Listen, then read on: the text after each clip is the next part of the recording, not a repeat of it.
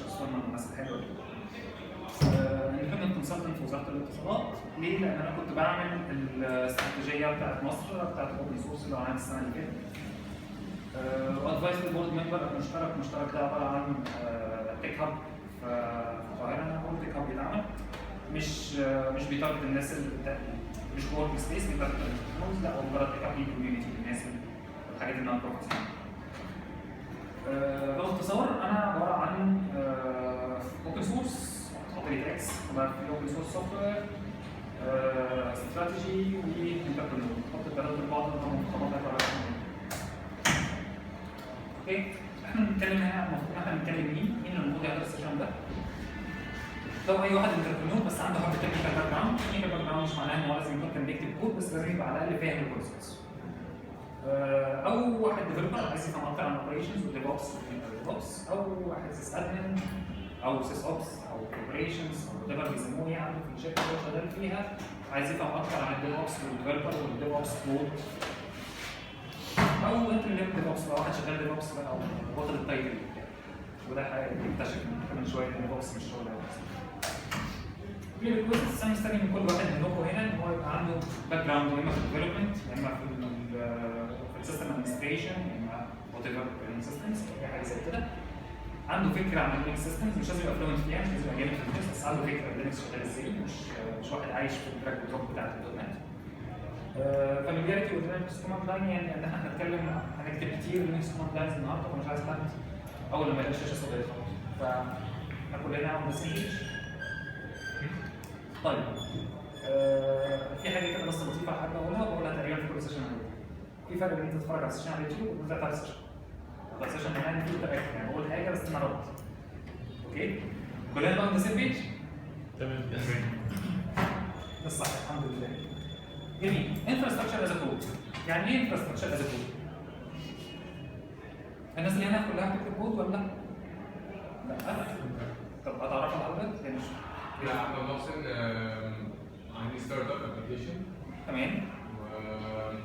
بس جاي في الكود ان انا ما عنديش تكنيكال باك جراوند. فعايز تفهم كونسيبت ماشي ازاي. جميل. نص السيشن الاولاني هيبقى اسمه النص الثاني لما اديك دي في اللي انت لو حبيت ان انت اوكي؟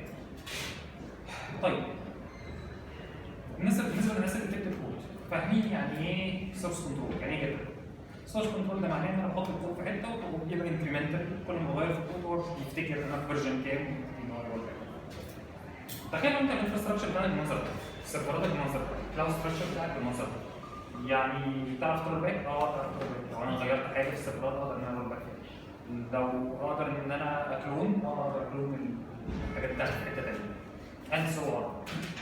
فكره الانفراستراكشر از كود ان انت بتعمل كود واوتوميت الانفراستراكشر كريشن اند نوتيفيكيشن، بحيث ان انت بعد كده يبقى في عندك فيرجن تقدر ان انت ترول باك ترجع، او ان انت تطلع ادفانس، او ان انت تكلون الانفراستراكشر في حته ثانيه، او ان انت تعمل فيها وات ايفر اللي انت عايزه.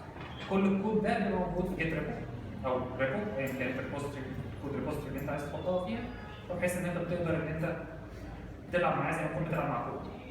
تمام؟ العادي في الانفراستراكشر الناس بتتعامل على الناس ستاتيك، ان انت خلاص انت بتخش بتكريت السيرفر بتعمل فيه وات ايفر الشغل اللي انت عايز تعمل فيه وخلاص شكرا لك السيرفر. انما فكره ان انت تتعامل مع كود اكسبيرينس بتبتدي ان تلاقي تكتشف الموضوع ده بيفتح لك حبه افكار ثانيه. زي دايناميك انفراستراكشر. دايناميك انفراستراكشر يعني ايه؟ تخيل لو انت عندك ابلكيشن كده موجوده على الكلاود مثلا او على اي ستراكشر. فتخيل ان انت عندك مثلا 15 ابلكيشن سيرفرز على 3 داتابيس سيرفرز على 2 باك جراوند جوبز على واحد ادمن انترفيس على بلا بلا بلا. جميل؟ الطبيعي ان انت بتتعامل مع الكلام ده لما ستاتيك، خلاص انا عندي 15 سيرفر فهم 15 سيرفر وهم كلهم موجودين في اللود بالانسر بتاعي، الدنيا خلاص ستاتيك على كده. طيب فكره الديناميك انفراستراكشر، فكره ان انت تزود مثلا 15 اب سيرفر تانيين. الفكره دي النهارده في لوتس اوف مانيوال ورك. يعني انت عشان تعمل ده الموضوع مش مجرد بس انت بتكلون السيرفرات، اسيومينج ان انت شغال على كلاود وتسمح لك انت تكلون السيرفرات. لا انت لازم حد يخش ويظبط الداتابيس اكسس ويظبط الفاير وولز ويظبط اللود بالانسر ويظبط. فانت ما بتقدرش توتوميت الكلام ده كومبليت. ما بتقدرش ان انت تبقى خلاص اشتريت دماغك مثلا عندك اوتو سكيلينج او حاجه زي كده. الاوتو سكيلينج لوحده مش هيكفي. هتلاقي نفسك في حاجات كتير انت لازم تعملها. فيا اما تقعد تسكريبت الكلام ده كله لوحدك او ان انت تروح لحاجه زي الانفراستراكشر زي كده. تاني حاجه المينيمايزنج السايكل. انت لما تيجي تديبلوي فيرجن جديده اللي بيحصل ايه؟ انا باجي مثلا عندي ابلكيشن سيرفرز فببتدي اعمل بقى ستيجنج انفايرمنت وبعد كده بحط عليها الكود وبعد كده تيستنج خلاص تيستد تطلع لايف.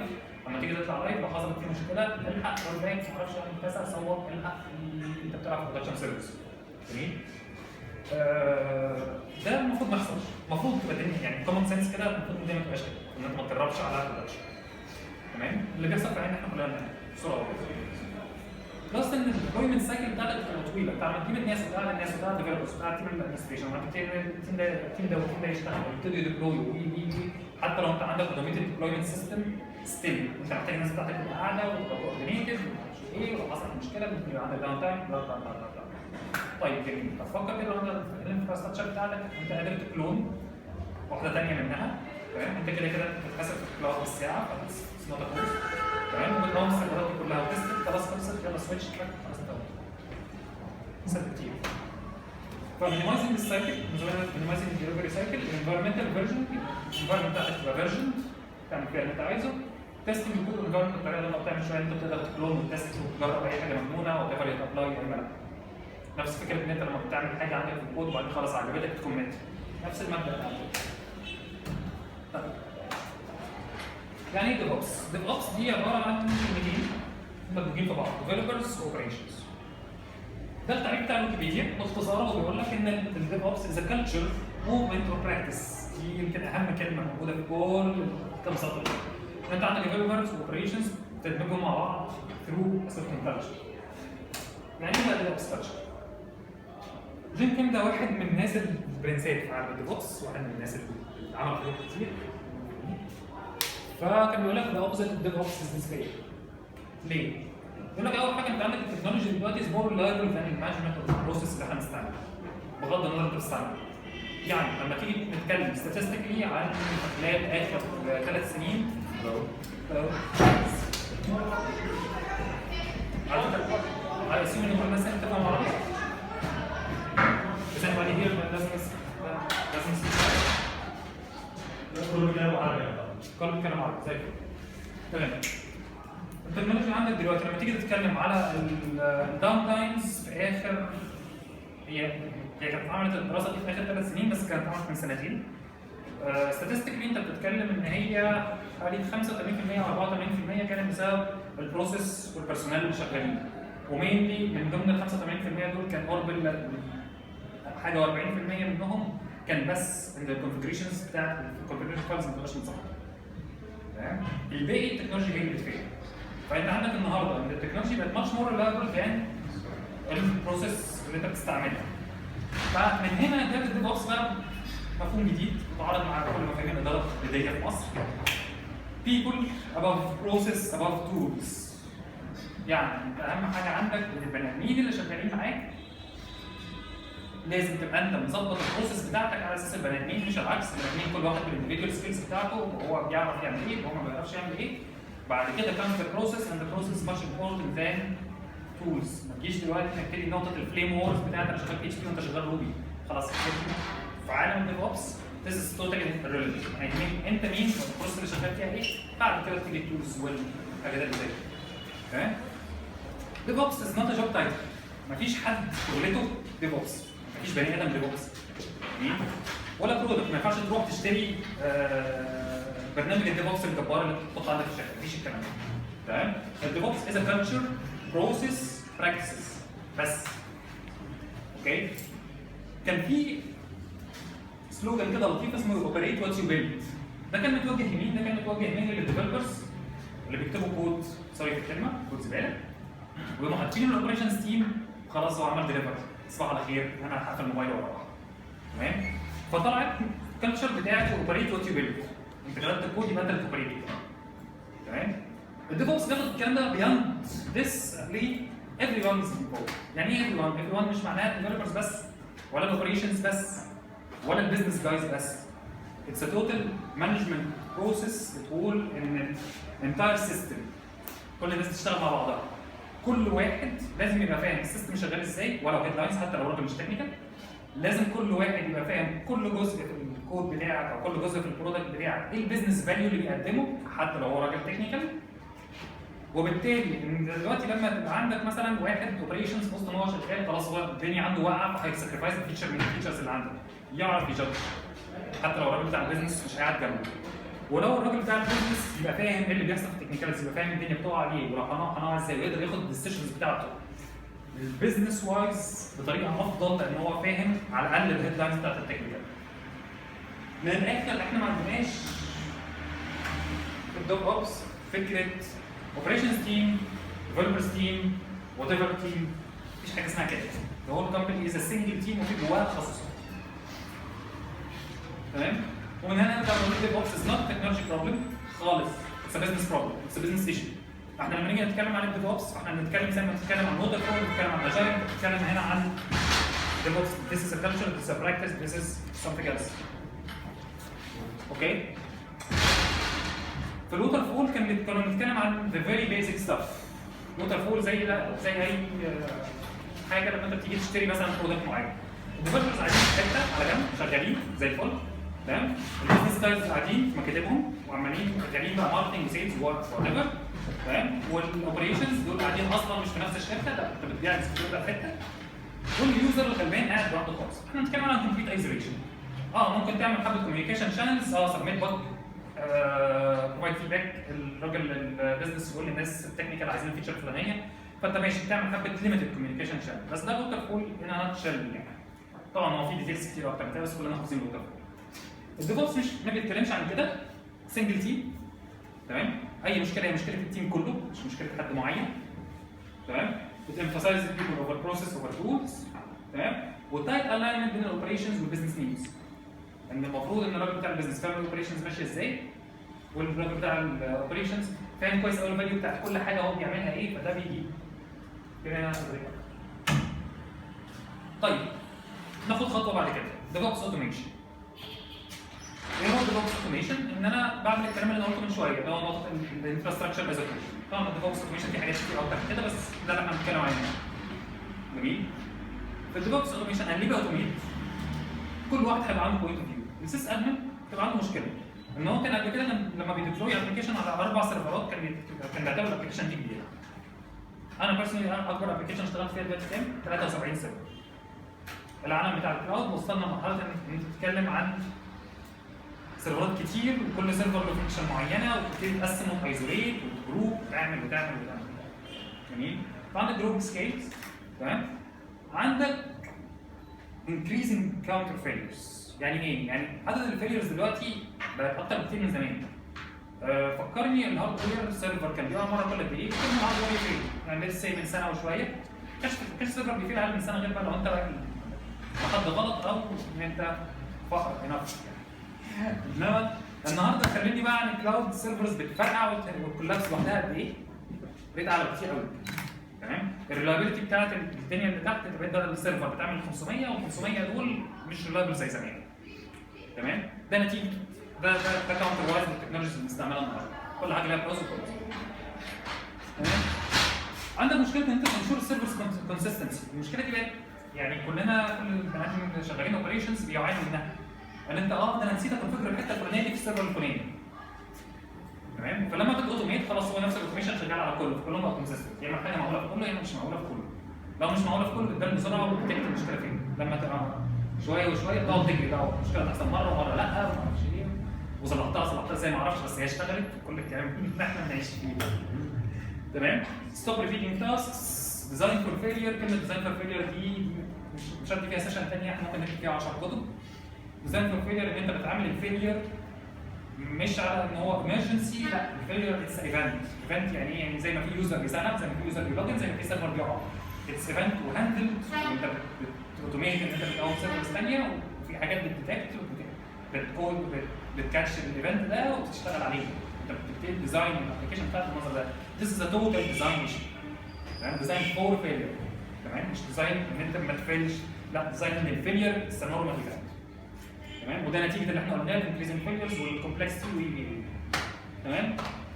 حاجه ثانيه استثناء هيفرقوا بيها قوي، مفيش سيرفر دوكيومنتيشن ستيت. خلاص بطلنا. انت مجرد ان انت عملت الكود ده في حد ذاته از دوكيومنتيشن. تمام؟ هتشوفوه لان هو مش كود بمعنى كلمه كود، هو يعمل فايلز. بالنسبه اللي احنا بنشتغل عليه النهارده انسبل، التول اللي هنشتغل عليه النهارده هي يعمل فايلز مجرد ديسكريبتيف لانجوجز. هذا السيرفر ده فيه كذا وفيه كذا وفيه كذا، وكونفجر دي على كذا، وحط لي ده هنا وحط لي ده هنا. This is a code وفي نفس الوقت readable enough ان هو تقدر تستخدم معاه الدوكيومنتيشن. بالنسبه للديفلوبرز ليه يعملوا كده؟ سيمبلي المفروض لو انت مش الاوتوميشن مش في دمك يبقى انت مش ديفلوبر يعني، فاهم؟ انت ديفلوبر فانت بتوتوميت يعني، انت اتولدت عشان توتوميت اساسا. تاني حاجه الانفايرمنت فيرجننج، ان انت لما تيجي مثلا تقول والله انا شغال جروب ينزل لي الجماعه الفلانيه، وبعدين طب غير لي بقى الفيرجن بتاعت الجماعه الفلانيه دي، طب انا عايز ارول باك، طب انا عايز اعمل كذا، طب انا عايز اعمل كذا. الفيرجننج دي بالنسبه لك بتنفعك ليه؟ علشان فيس انت بتجرب اغلب الوقت.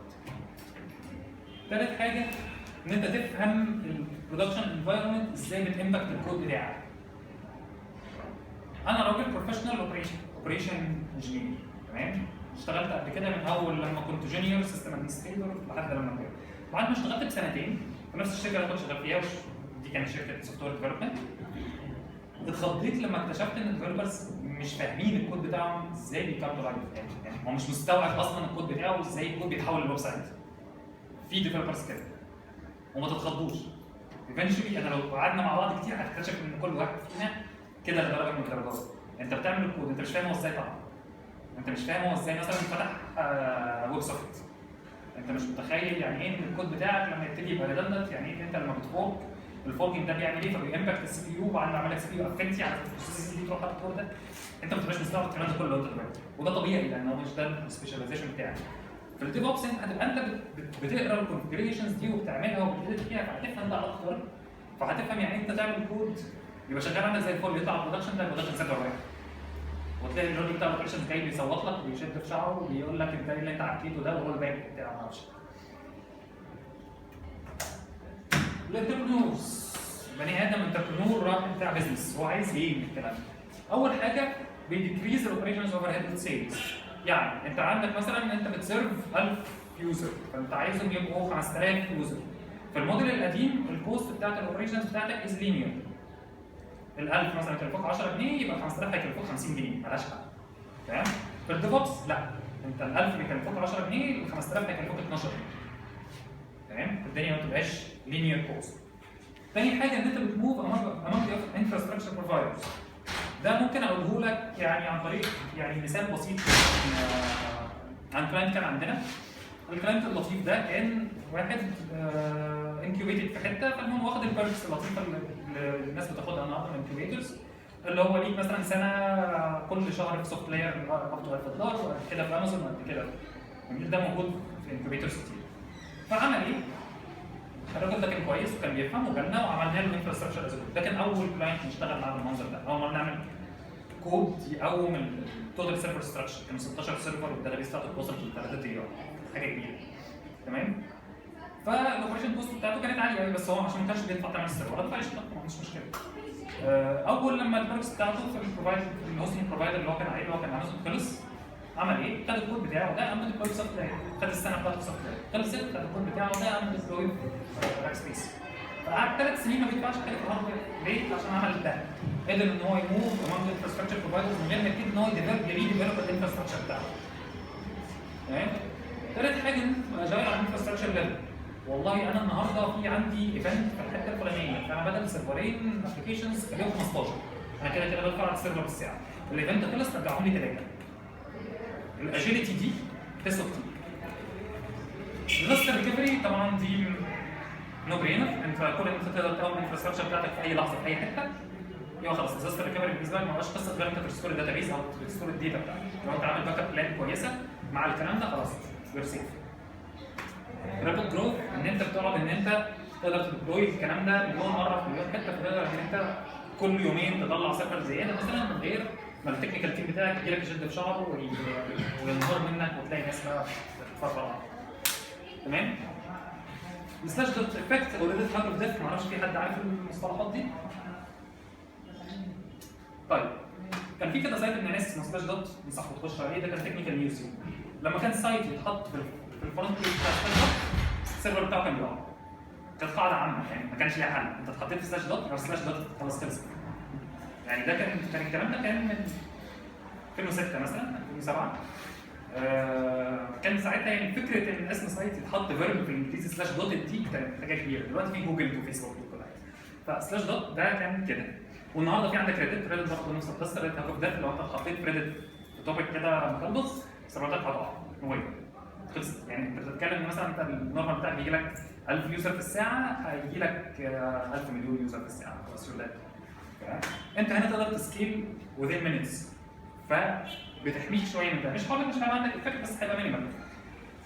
ده بسبب ان يعني لما بيجيب نيوز عن شركه معينه او كده الناس بتتكلم عليها كتير قوي. بالظبط. جميل؟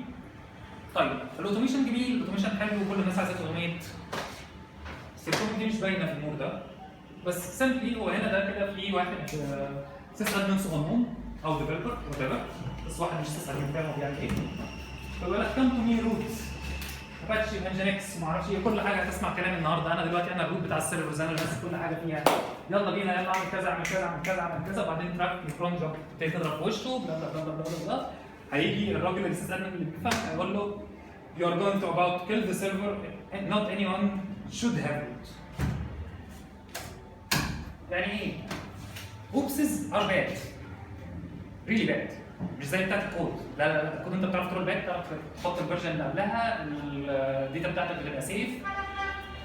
مين انت بتديفلوب اصلا على جهازك اللي هو بيبقى ديفلوبمنت انفايرمنت، بعد كده تروح على تيستنج انفايرمنت ولا ستيجنج انفايرمنت، بعد كده تروح على البرودكشن.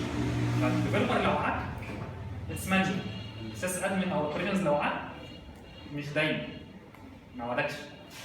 فما بالك بقى احنا بنتكلم هنا عن الاوتوميشن، انت بتتكلم ان انت سطر الكود بتاعك هيرن مثلا على 20 30 سيرفر، فالسطر ده لو غلط انت لك 20 30 سيرفر الداتا اللي عليهم ممكن تبتدي تدور على شغل دلوقتي.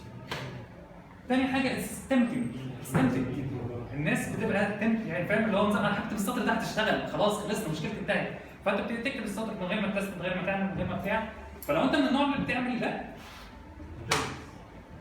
وصدقني انت بنفس ورشه، يعني انت بتدرس فلايف انفايرمنت فلايف سيرفيس. جميل؟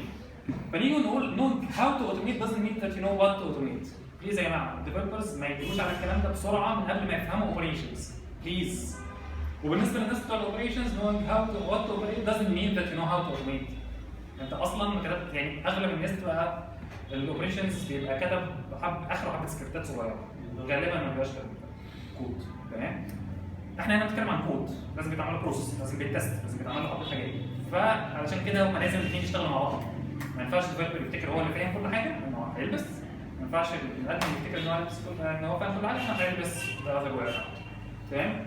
الكلمه دي اللي اي حد اشتغل لينكس عارفها او اي حد اتفرج على فيلم سبايدر مان with great power comes great responsibility. ده لو اي حد اشتغل على جهاز لينكس اول مره تكتب سودو، اول مره تطلب ان انت تبقى روت، ان انت تاخد كل كنترول من السيرفر، يقوم كاتب لك دي هتدفع لك في وشك. with great power comes great responsibility. يعني فاهم انت خدت كل باور استحمل. طب هل الديف اوبس بتبقى على سكيل معين؟ هل لا بتتكلم في سكيل برودكت اللي هي بتبقى على 50 سيرفر، ولا لو برودكت صغير لو حاجه زي وورد بريس هل ده محتاج ديف اوبس ولا مش محتاج؟ لو وورد بريس انستليشن هتحذفها وانت كل الديفلوبمنت اللي انت بتعملها فيها حبه ثيمز then we're not talking about real development. يعني انت اصلا يعني ممكن تبقى ما بتستعملش جيت ريبورتس. تمام. لو بقى يعني لو طلعنا انهي ليفل اللي هو بنحتاج فيه ديف الديفلوبمنت اي ابلكيشن حتى لو محتاج سيرفر واحد؟ حتى لو محتاج سيرفر واحد. هو ديف اوبس يعني اي ديبلويمنت ملوش علاقه بالسوفت وير. البوينت مش ده بس حجم الانستليشن بتاعتك عامل ازاي؟ ممكن وورد بريس تبقى محطوط على 30 سيرفر عادي. في عندي حاجات كده. يعني في كلاينت عندي هو عباره عن نيوز بيبر مش مصريه، هو CMS، وكان في وقت من الاوقات كان بيهندل مش فاكر كان بيهندل في حدود 2000 هيت بير سكند. في حاجات مصريه عندها 20,000 هيت بير سكند بس مش CMS. CMS جوه ربنا معاك. 20,000 هيت بير سكند؟ سيريسلي؟ انت عارف 20,000 هيت بير سكند؟ They got that effect of Reddit harming كده. اوكي ماشي. لا بس ده كان 2000 او 2500 كده بس كان كونسيستنت يعني فضل كده اكتر من سنه.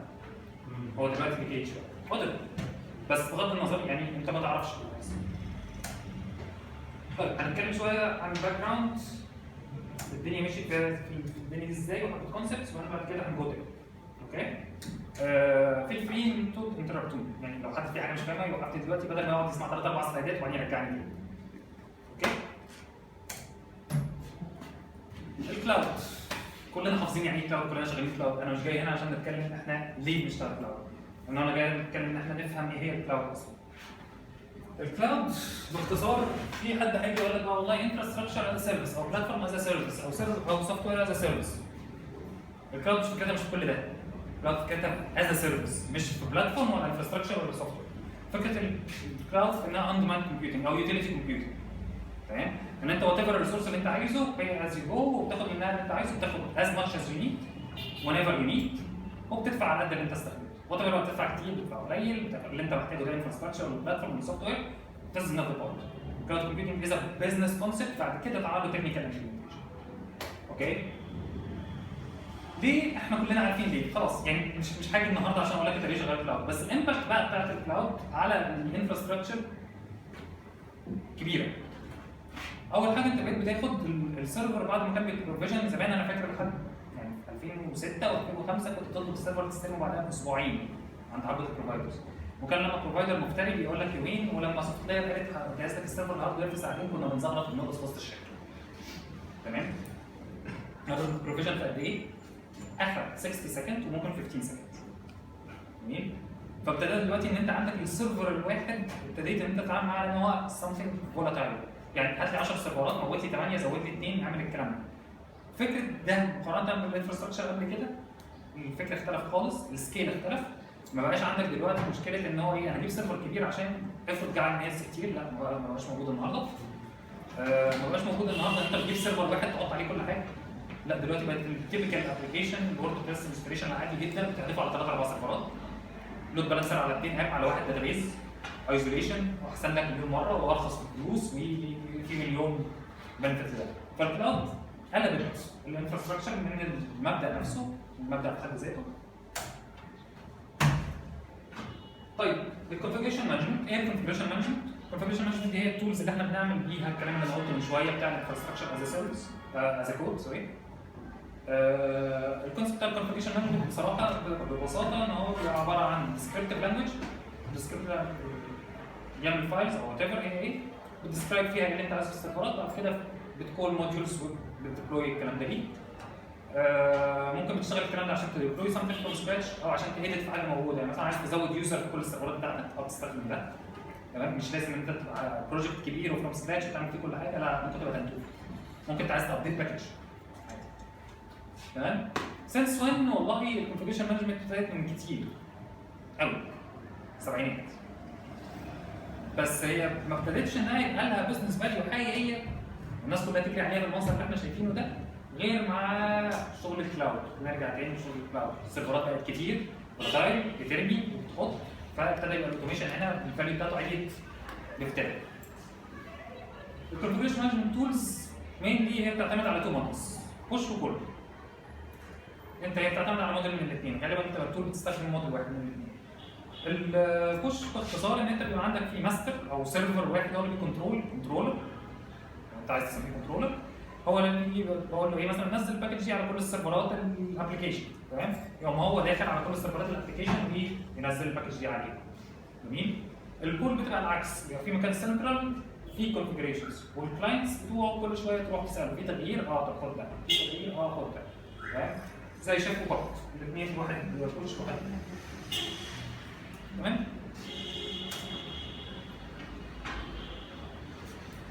دي اشهر التولز اللي شغاله النهارده كونفيجريشن مانجمنت. انسبل، شيف، بابت، سولت ستاك، فابريك، سيف انجن، في غيرهم كتير. الديفلوبرز هيحبوا قوي فابريك لو حد شغال بايثون. بالظبط كده. سولت ستاك طبعا جميل. والبيرفكت يعني كده الانتجريشن بتاع الاثنين مع بعض. مفيش حاجه بيرفكت. كل واحد يستخدم كل المناسبه ليه اكتر، ومين المناسبه للباك جراوند بتاعته هو اكتر. انت لو جبت واحد PHP ديفلوبر وانا بشتغل لا جوجل ولا بايثون ولا حاجه زي كده، وجيت هدخل له فابريك هيعرف. مش هيعرف بس هيليرن سمثينج نيو. ده انا مش عايز ادخله في ده. تمام؟ مش ديفلوبرز لايك انسبل اكتر. انسبل از فاين. بس الكود بتاعهم مش فاين. الكود بتاعهم اي واحده منهم مش طب ايه افضل مفيش حاجه اسمها افضل PHP. انت على حسب الباك جراوند بتاعتك هتختار الموديل اللي يناسبك اكتر. انا بالنسبه لي انا بايست، انا بشتغل واحده فيهم ومقتنع ان هي دي احسن واحده، بس مش لازم تبقى احسن واحده ليك. تمام؟ بس جنرال سبيكينج لو بتتكلم مثلا عن حاجه طيب امازون والدنيا بتاعت امازون والكلام ده، هتتكلم في شيف مثلا عشان هم عندهم تول كومباتبل مع الريسبيس بتاع شيف. بغض النظر من غير ما نخش في الفريم وورك، انا النهارده هشرح انسبل. اوكي؟ عافيه يعني انا اللي بدي السيشن. حد عنده اعتراض؟